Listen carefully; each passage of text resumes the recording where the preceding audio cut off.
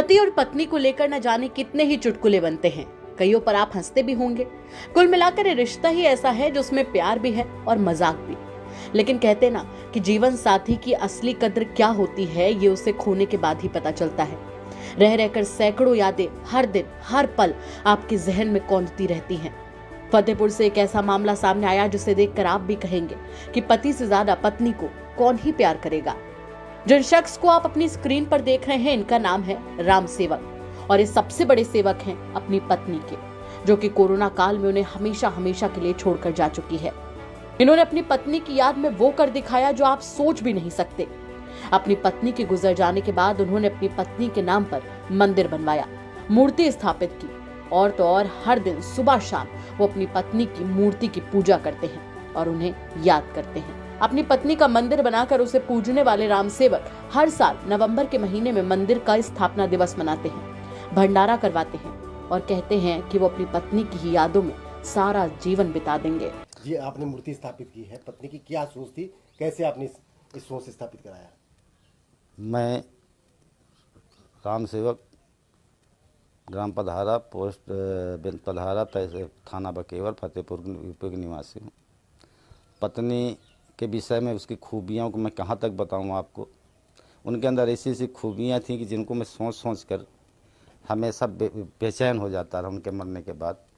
खूबी ये थी, तो पहले तो मैं सोचा करता था कि इनके बाबा के पास बहन नहीं थी, बाप के पास बहन नहीं थी, 5 भाइयों के बाद में एक लास्ट में बहन पैदा। मैं सोचा करता था कि ऐसी क्रिया क्या है कि 30 पीढ़ी में एक बेटी पैदा हुई।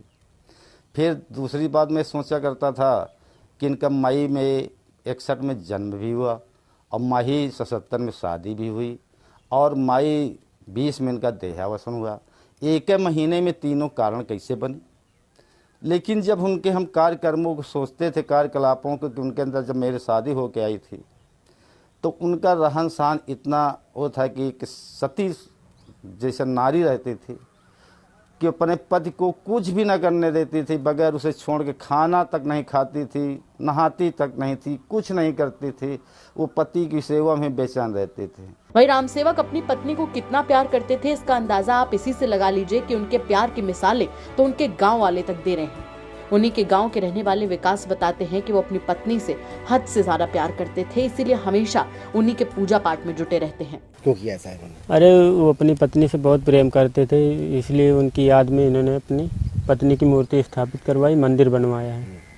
और ये शाम सवेरे आके पूजा पाठ करते हैं, यहीं पे रहते हैं। हम लोग भी आते हैं, सब लोग रहते हैं, देखते हैं इनको शाम सुबह। मौत कब हुई थी, क्या जानकारी आपको? कोरोना काल में हुई थी मौत इनकी। क्या नाम है आपका? विकास कुमार।